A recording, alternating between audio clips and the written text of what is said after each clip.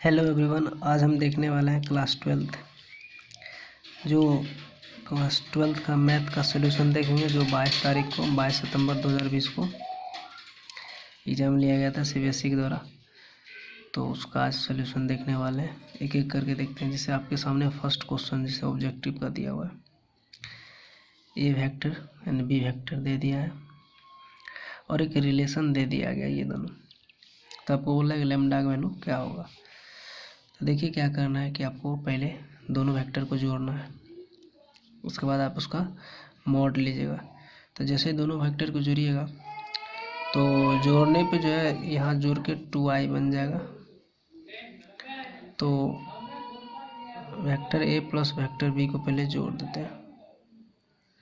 तो जोड़िएगा तो 2i cap plus lambda plus 1 times J cap plus 2k cap. ठीक, उसके बाद यहाँ पर आगे में दिया है कि वेक्टर ए का मॉड जैसे लीजिएगा तो रूट अंडर में A square plus B square plus C square, 1 का स्क्वायर 1, लेमडा का स्क्वायर लेमडा, फिर 1 का square 1, finally 2 plus lambda square. Vector B का जो मॉड काटे तो उसका आ गया मैग्नीट्यूड 1 का स्क्वायर 1, 1 का स्क्वायर 1, 1 का स्क्वायर 1, 1 प्लस 1 प्लस 1 3। अब दोनों वेक्टर का सम करने के बाद इतना आ गया। इसका सीधा डायरेक्ट आप मॉड काटिएगा। मॉड जैसे इसका काटिएगा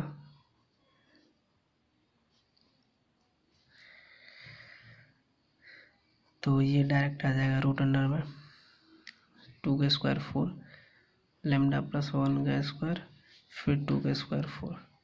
अब इस दोनों क्या करेंगे, बराबर कर देंगे। 4 प्लस लेमडा 1 का स्क्वायर प्लस 4 का अंडर रूट, और उधर था ए प्लस बी का मैग्नीट्यूड जो है। तो इसके बाद आपको क्या करना है, स्क्वायर कीजिएगा। ठीक है, तो स्क्वायर कीजिएगा। यहाँ पर स्क्वायर करने के बाद दोनों साइड स्क्वायर करने के बाद सिंप्लीफाई करने के बाद आपको कुछ इस टाइप का दिखेगा। 2 plus lambda is equals to under root में 6 प्लस 3 लेमडा स्क्वायर, ये दिखेगा। उसके बाद फिर से दोनों साइड स्क्वायर कर दीजिएगा। तो आपको जो है फाइनल जो दिखने वाला है, फाइनल जो दिखेगा आपको 2 lambda square minus 4 lambda plus 2 बराबर 0। और इसको फैक्टराइज की जाती है, लेमडा माइनस मतलब 2 कॉमन ले लीजिएगा बाहर में, तो lambda square minus 2 lambda plus 1। तो यहाँ से आ जाएगा लेमडा माइनस 1 का होल स्क्वायर, यहाँ से लेमडा वैल्यू 1 आ गया। ठीक है, ये आपका पहला लेमडा बराबर 1। ठीक है, ऑप्शन ए जो है करेक्ट हो गया। अब आते हैं सेकंड पे। अब नेक्स्ट क्वेश्चन बोल रहा है कि the order and degree of the differential equation is. देखिए इसमें ऑर्डर जिसका ज़्यादा रहेगा उसी का डिग्री चेक करते हैं। यहाँ पे ऑर्डर 3 और डिग्री भी 3 हो जाएगा। तो ऑर्डर 3 एंड डिग्री 3, जिसका ऑर्डर ज़्यादा उसी का डिग्री चेक करते हैं। तो इसलिए ऑर्डर डिग्री 3 हो गया। तो आपका ये यहाँ से चेक करना है। अब अगला क्वेश्चन है कि सेक इनवर्स में 1 प्लस एक्स 1 माइनस वाई बराबर है then d y by d x. देखिए क्या करना है, इसको इधर ले आइए उठा करके। तो 1 प्लस एक्स अपन 1 माइनस ए बराबर सेक अल्फा। दोनों साइड एक्स के रिस्पेक्ट में जैसे डिफ्रेंशिएट कीजिएगा वैसे इधर 0 हो जाएगा, और इधर जो है कोसेंट रूल लग जाएगा। 1 माइनस वाई का होल स्क्वायर, इसको छोड़िए, इसको डिफ्रेंशिएट कीजिए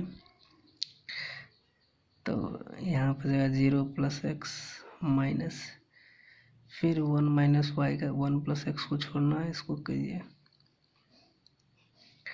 0 minus d y by d x. इसको क्रॉस मल्टीप्लाई कीजिएगा तो ये 0 दे देगा ये। तो इधर जो फाइनल जो बचने वाला है आपका, फाइनल जो है 1 plus x into d y by d x बराबर वाई माइनस 1। तो d y by d x बराबर हो जाएगा y minus 1 upon x plus 1।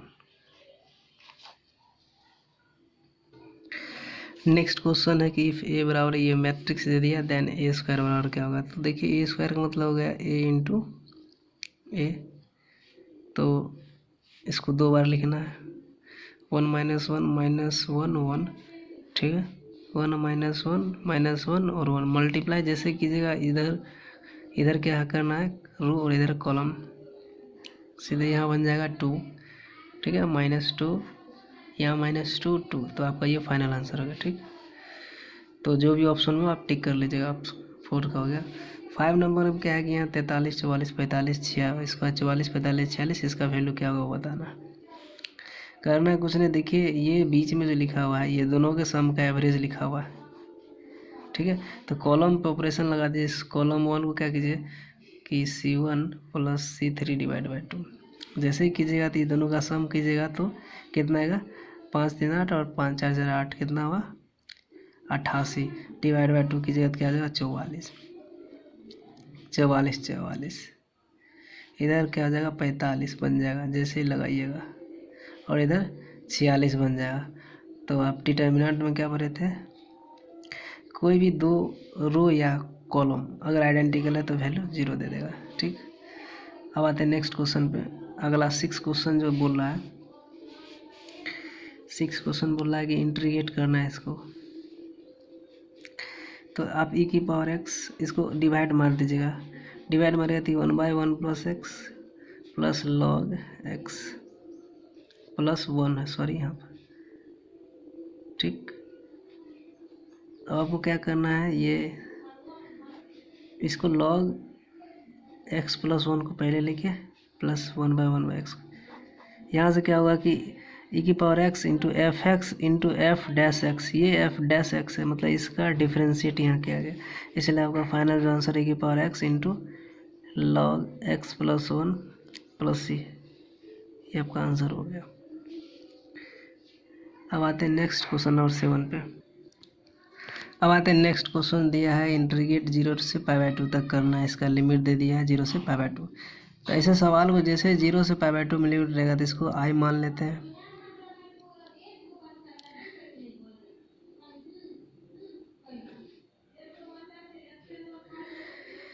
और आपको करना क्या है, जहाँ जहाँ x है वहाँ क्या करना है, π/2 -x से रिप्लेस करना है, ये दोनों का सम -x। जैसे ही कीजिएगा तो ये साइन का कॉस, कॉस का साइन बन जाएगा। तो यहाँ पर जो है साइन का कॉस माइनस कॉस का साइन, जैसे ही दोनों को जोड़िएगा 2i बराबर इंटीग्रेट 0 से π/2, और ये साइन माइनस प्लस कट जाएगा, ये भी कट जाएगा तो 0 हो जाएगा। तो आपका फाइनल आंसर क्या आ गया, 0 आ गया। तो आई होप कि इसका आंसर कितना आ गया, 0। अब आते हैं नेक्स्ट क्वेश्चन पे। नेक्स्ट क्वेश्चन जो बोल रहा है कि the probability of solving a specific question independently by A and B are इतना मतलब ए के द्वारा क्वेश्चन को सोल्व करने का प्रोबेबिलिटी 1/3 और बी के द्वारा क्वेश्चन सोल्व करने का प्रोबेबिलिटी 1/5 है, वो भी इंडिपेंडेंटली बोल रहा है। तो if both try to solve the question independently, दोनों जो है इंडिपेंडेंटली क्वेश्चन को सोल्व करना स्टार्ट करता है, तो बताना है कि probability that the question is solve. देखिए जो गिवन क्या क्या है वो लिखते हैं, पी ऑफ ए बराबर 1/3, पी ऑफ बी बराबर 1/5, जबकि इंडिपेंडेंटली बोल रहा है the probability of A intersection B बराबर होता है probability of A into probability of B. तो यहाँ से आ जाएगा 1/3 इंटू 1/5, मतलब 1/15। ठीक है, हमको निकालना है क्या, the probability that the question is solve. तो आपको ए यूनियन बी निकालना है, क्योंकि कम से कम एटलीस्ट एक भी कम से कम बंदा सॉल्व कर दे। Probability of A plus probability of B -2 times probability of A intersection B. तो ए का तुमको पता है 1/3, बी का 1/5 -2 इंटू इसका यहाँ पर लिखा ले 1/15। सॉल्व कीजिएगा, 5 + 3 - 2 कितना आ गया, 5 + 3 8 8, और यहाँ ओके, यहाँ पे सॉरी ओके नहीं, ये यहाँ पे 2 नहीं होगा, प्रोबेबिलिटी ऑफ इंटरसेक्शन भी होता है, तो यहाँ 1/15 ही होगा। तो 7/15। Probability of A union B मतलब हो गया कि at least one of them solves. इसका मतलब है कम से कम एक सॉल्व कर ले, तो आपका आ गया 7/15 का आंसर आ गया। नेक्स्ट क्वेश्चन है the objective function of A LPP. Linear programming में क्या है कि ऑब्जेक्टिव फंक्शन जो है उसका 4 ऑप्शन दिया था, तो उसका जो आंसर आपको आ जाएगा a linear function to be optimise. तो इसका आंसर जहाँ भी ऑप्शन मिलेगा लीनियर फंक्शन मतलब लीनियर के फॉर्म में रहता है, a linear function to be optimise. ठीक है, तो ये objective function Z is equal to ऐसे कुछ 3x + 4y टाइप का ऐसा रहता है, तो ये लीनियर फॉर्म में है और इसका जो वैल्यू बोलेगा तो मैक्सिमाइज करने या तो मिनिमाइज करने के लिए, इसलिए ये linear function to be optimise आपका जो भी ऑप्शन होगा। अब नेक्स्ट क्वेश्चन दे दिया है कि दोनों लाइन है, इक्वेशन दे दिया है और दोनों परपेंडिकुलर है, तो अल्फा का वैल्यू क्या है। तो पहला नंबर क्या कीजिएगा, सबसे फर्स्ट ऑफ ऑल सबसे पहले क्या करेंगे, लाइन 1 को क्या करेंगे, इसका इक्वेशन लिखेंगे x - 5/0 बराबर y - 0/3 माइनस अल्फा बराबर z - 0/-2। ठीक, इसके बाद अगला जो है L2 x - 2/0 बराबर y/-1 बराबर z/-12। और दोनों परपेंडिकुलर लाइन है, तो क्या होगा कि दोनों का डायरेक्शन रेशियो से का जो प्रोडक्ट होगा 0 होगा, तो 0 × 0 प्लस 3 माइनस अल्फा और -1 प्लस -2 इंटू, ठीक है, -2 × -2 अल्फा बराबर 0। यहाँ से 0 आएगा, इधर से आएगा -3 plus alpha minus plus 4 alpha, sorry यहाँ पर है क्या 2 माइनस अल्फा है। ओके, ये है 2 माइनस अल्फा, तो 2 माइनस अल्फा जैसे कीजिएगा तो 2 माइनस का यहाँ पर तो ये आ गया माइनस का 4 और माइनस प्लस का 2 अल्फा, तो यहाँ से क्या आ गया 2 अल्फा प्लस अल्फा 3 अल्फा और -7 बराबर 0। तो आपका अल्फा का वैल्यू क्या आएगा 7/3। तो आपका ये आपका आंसर हो गया फाइनल। जो भी डायरेक्शन रेशियो का प्रोडक्ट होगा वो क्या होगा 0 के बराबर हो जाएगा, जब भी परपेंडिकुलर बोले तब। नेक्स्ट क्वेश्चन में बोल रहा है कि आपको इंटीग्रेटिंग फैक्टर निकालना है, ये डिफरेंशियल इक्वेशन है। तो पहले x से डिवाइड कर दिए दोनों साइड, तो इस आ गया। तो यहाँ पर जो है आपको p और q का जो वैल्यू होगा ऐसे होगा, ये हो गया p और ये हो गया पूरा पार्ट q। तो हमको इफ निकालना है, इफ बराबर होता है e की पावर में इंटीग्रेट p डॉट dx। तो जैसे इंटीग्रेट यहाँ पर p का वैल्यू -1/, ठीक है, -1/x डॉट dx। तो यहाँ से क्या आ जाएगा, सॉल्व करने के बाद ये इसका इंटीग्रेट जो होता है e की पावर -log x आ जाएगा और ये x की पावर -1 आ जाएगा, तो ये 1/x आ जाएगा। तो आपका इंटीग्रेटिंग फैक्टर 1/x आ जाएगा। यहाँ प्लस और यहाँ माइनस अंदर कर दिए। अब आते हैं अगला क्वेश्चन बोल रहा है कि the 2 angles of a triangle are cot inverse 2 and cot inverse 3, then third angle value क्या होगा। देखिए हमको पता है कि ट्रायंगल के तीनों एंगल का सम 180 होता है, तो cot inverse 2 plus cot inverse 3 plus इसको मान लेते हैं c बराबर 180 डिग्री, या आप इसको पाई भी लिख सकते हैं। तो angle A plus angle B plus angle C equals to pi. अब कॉट इनवर्स को क्या लिख सकते हैं, tan इनवर्स 1/2 बाय प्रॉपर्टी जो है tan इनवर्स 1/3 प्लस सी बराबर पाई। और इसमें tan a plus tan b जैसे ही लगाइएगा तो यहाँ tan इनवर्स में a plus b upon 1 minus a into b जैसे ही कीजिएगा वैसे ये आपको कट पीट के वो 1 दिख जाएगा, tan इनवर्स में 1 सॉल्व करने के बाद plus angle C equals to pi, और ये π/4 दे देगा, tan इनवर्स 1 π/4। तो सी का जो वैल्यू आ गया 3 π/4 आ जाएगा घटाने के बाद। तो आपका थर्ड एंगल 3 π/4 होगा। अगला क्वेश्चन में बोल रहा है कि a square matrix A is said to be singular if, तो the value of determinant is 0, the value of delta becomes 0, value मतलब डिटर्मिनेंट का वैल्यू अगर 0 है तो वो सिंगुलर मैट्रिक्स कहलाएगा। ठीक है, अब आगे 14 का ही और में दे दिया है कि ए और बी, ठीक है ना, दो मैट्रिक्स है, तो इस दोनों के प्रोडक्ट का आपको क्या काटना है, डिटर्मिनेंट काटना है। तो प्रोडक्ट जैसे ही कीजिएगा तो आपका कुछ इस टाइप का दिखेगा चेहरा, 3, 101, 2, 34। जैसे ही डिटर्मिनेंट काटे इसका तो फाइनल जो भी आंसर आएगा हम डायरेक्ट ले देते हैं, -100 आ जाएगा। ठीक, अब आते हैं नेक्स्ट क्वेश्चन पे। नेक्स्ट क्वेश्चन बोल रहा है कि x बराबर दिस y बराबर दिस, आपको dy/dx बोल रहा है एट t बराबर π/4 पे क्या होगा। ठीक, तो इसको क्या करेंगे, dt के रिस्पेक्ट में डिफ्रेंशिएट करेंगे, तो dx/dt जैसे ही करेंगे तो डायरेक्ट हम ले देंगे कि power t cos t plus sin t आ जाएगा। ठीक है, और जैसे इसका dy/dt करेंगे e के पावर t जो है आएगा cos t minus sin t।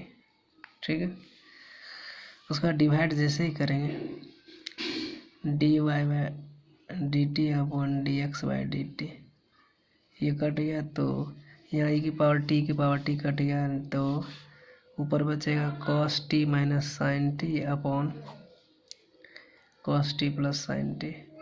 तो एट π/4 जैसे π/4 चिपकाएंगे वैसे 0 दे देगा आपका आंसर। अब आते हैं नेक्स्ट क्वेश्चन पे। कर एफ एक्स रहता है एफ ऑफ एक्स का वैल्यू मतलब एफ ऑफ एक्स का मतलब एफ ऑफ एक्स ऐसे। तो करना क्या है, जैसे ये दिया हुआ है तो जहाँ जहाँ एक्स है वहाँ फिर से पूरा टर्म चिपका दीजिए, तो आपको दिख जाएगा कुछ इस टाइप का नज़ारा दिख जाएगा। और सॉल्व जैसे ही कीजिएगा इसका फाइनल आंसर एक्स आ जाएगा। क्वेश्चन नंबर 17 में बोल रहा है कि ये जो मैट्रिक्स है इस सिमेट्रिक मैट्रिक्स है, तो आपको एक्स का वैल्यू क्या होगा। तो कुछ नहीं करना है, A is equal to A transpose करना है। ठीक है, तो आपको यहाँ से जो है 4x + 2 ये हो गया। इसका ट्रांसपोज करने का मतलब हो गया रो को कॉलम, कॉलम को रो में चेंज करना। और आप क्या कीजिए, कंपेयर करके यहाँ से एक्स का वैल्यू आप आराम से निकाल लीजिए। ठीक है, तो जैसे निकालेगा यहाँ से एक्स का वैल्यू जो होगा 5 आ जाएगा। एक बार इसको इसके बराबर कर दीजिए, या नहीं तो आप इसको इसके बराबर कीजिए फिर भी 5 आएगा। अब नेक्स्ट इसी में और करके दिया है कि A is a square matrix such that A square और A then find the value of 2 + a का होल क्यूब -90। और वाला सवाल में क्यू खोलना है, उसके बाद एक्सपेंड करके सिंप्लीफाई करना है। ए क्यू को लिख सकते a² × a, और आपको पता है कि a² जो a के बराबर है, तो a² जो a के बराबर है इसकी जगह a आएगा, a × a प्लस इसको ऐसे ही छोड़ दीजिए, a² जो a लिख दीजिए। आपको पता है कि ये a² है, तो a² का मतलब हो गया a लिखा हुआ है plus 12a plus a minus 19a। ठीक, यहाँ पे हो गया 6, 12 6 18 1 19, तो 19 से 19 कट गया तो ये आपका 8 आ जाएगा आंसर। नेक्स्ट क्वेश्चन बोला कि the Cartesian equation of the line. ये कार्टेशियन इक्वेशन लाइन का दिया हुआ और उसको वेक्टर इक्वेशन में लिखना है। तो क्या किया, तीनों को लैम्डा मान लिए, यहाँ से एक्स वाई जेड का वैल्यू निकाल लिए। उसके बाद जो है मतलब वेक्टर इक्वेशन जो होता है r vector equal to a vector plus lambda times b vector. ठीक है, जहाँ पे आर वेक्टर जो होता है x i cap plus y j cap plus 2 k cap plus z k cap. तो एक्स का वैल्यू जो है 3 lambda plus 5 i cap, y का वैल्यू आ गया है 7 λ/2 -2 j cap plus z 6 -2 lambda k cap. तो यहाँ से क्या कीजिएगा कि लैम्डा वाला के एक साथ और आई जे कैप से हो गया 5 i cap -2 j cap plus 6 के कैप। ठीक है, प्लस लैम्डा टाइम्स अंदर में क्या बनेगा 3 आई कैप, उसका ध्यान से क्या आ जाएगा 7/2 जे cap -2 k cap. Next question बोल रहा है कि ए वेक्टर जो है ये दे दिया एंड बी वेक्टर ये दे दिया, find the ratio of projection of vector a on vector b upon projection of vector b on vector a. तो देखिए प्रोजेक्शन का जो फॉर्मूला होता है ए वेक्टर ऑन बी पे, देखिए यहाँ पर लिखते हैं कि ऊपर वाला का जो होगा ए डॉट बी वेक्टर का dot product upon magnitude of b vector upon फिर बी वेक्टर का ए पे प्रोजेक्शन, तो बी डॉट ए का वेक्टर प्रोडक्ट अपॉन ए का मैग्नीट्यूड। आपको पता है कि ए डॉट बी वेक्टर और बी डॉट ए वेक्टर एक ही चीज़ होता है, कट गया बराबर, बचा क्या ये बी वेक्टर का मैग्नीट्यूड, तो नीचे आएगा 1 बी वेक्टर का मैग्नीट्यूड अपॉन ए वेक्टर ऊपर चला जाएगा। तो यहाँ से जो ए वेक्टर कितना दिया है यहाँ पे, ए वेक्टर का जो मैग्नीट्यूड होगा 2 दूना 4 4 1 4 4 8 1 9, तो मतलब अंडर रूट में 3 9 अपॉन बी वेक्टर 25 + 9 + 16 50, तो ये 3 दे देगा और ये 5/2 दे देगा, तो ये आपका हो गया रेशियो आ गया। अब है नेक्स्ट और में let a cap and b cap be 2 unit vector है, ये दोनों यूनिट का मतलब दे दिया है मैग्नीट्यूड ए वेक्टर और बी वेक्टर बराबर 1 1, और वेक्टर सी और डी जो है ना आर परपेंडिकुलर दोनों है, तो ए और बी के बीच कितना एंगल होगा बताना, ठीक है। तो आपको देखिए दिया हुआ क्या और वाला सवाल का, पहला तो आपको दे दिया है कि इसका मैग्नीट्यूड 1 दिया और बी का मैग्नीट्यूड 1 दिया, क्यों, क्योंकि यूनिट वेक्टर, और ए डॉट बी वेक्टर का जो भी प्रोडक्ट होगा magnitude of A into magnitude of b into cos theta, ये थीटा है दोनों के बीच का एंगल है, ठीक। और आज के दिन दे दिया है कि दोनों जो है सी एंड डी ये दोनों परपेंडिकुलर, तो ये दोनों का प्रोडक्ट जो होगा 0 होगा, क्योंकि यहाँ पे थीटा का लोग क्या हो जाएगा 90 हो जाएगा। तो जैसे सी डॉट बी वेक्टर करेंगे तो यहाँ पर क्या आ जाएगा 0 आ जाएगा, क्योंकि cos 90 0 होता है, और सी की जगह क्या लिखेंगे a + 2b vector into 5a - 4b, इसको सॉल्व करिएगा, सॉल्व करने के बाद यहाँ आएगा 5a वेक्टर का square mod + 10b vector into A vector -4a vector B vector -8b vector का मैग्नीट्यूड का स्क्वायर बराबर 0। तो हमको पता है ये 1 है, ये भी 1 है, ठीक है। और ये दोनों बी इंटू ए वेक्टर और ए इंटू बी वेक्टर जो होता है एक ही चीज़ होता है, इसलिए घट के कितना हो गया 6, और ये बच गया -3 A vector into B vector -3 + 6 A dot B vector बराबर 0। यहाँ से क्या आ जाएगा ए डॉट बी वेक्टर जो होगा 1/2 आ जाएगा, और ए डॉट बी जो वेक्टर होता है आपको बताया गया था यहाँ पर होता है मॉड ए बी, तो magnitude of A into magnitude of b cos theta बराबर 1/2। अब ये भी 1 और ये भी 1, तो कॉस थीटा बराबर हाफ आ गया, तो थीटा का जो वैल्यू होगा π/, कितना होगा 6 हो गया, ठीक है, सॉरी π/3 होगा, 60 पे हाफ होता है। नेक्स्ट क्वेश्चन है कि find the particular solution of differential equation dy/dx बराबर y 10x व्हेन y 0 बराबर 1, ठीक है।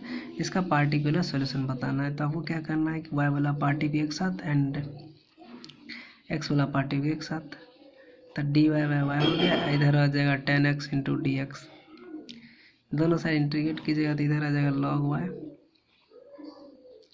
Equal to the log mod sec x, और जब जब log आए तो log c जोड़ना पड़ेगा, क्योंकि पूरे एक्सप्रेशन में log आ रहा है इक्वेशन। y 0 और 1 का मतलब समझना है कि ये x का वैल्यू है 0 दे दिया एंड y का वैल्यू 1 दे दिया, ऐसे समझना है। तो जैसे यहाँ 1 लिखेंगे log 1, सॉरी अभी क्या करेंगे यहाँ पे y इक्वल टू होगा sec x इंटू सी, लॉग का प्रॉपर्टी y वैल्यू 1, sec 0 होता है 1, c का वैल्यू क्या गया 1, तो पार्टिकुलर सोल्यूशन क्या हो गया यहाँ से जैसे करेंगे तो y equal to sec x, क्योंकि c का वैल्यू 1 हो गया इसलिए आपका फाइनल आंसर y बराबर sec x, ये आपका पार्टिकुलर सोल्यूशन हो गया।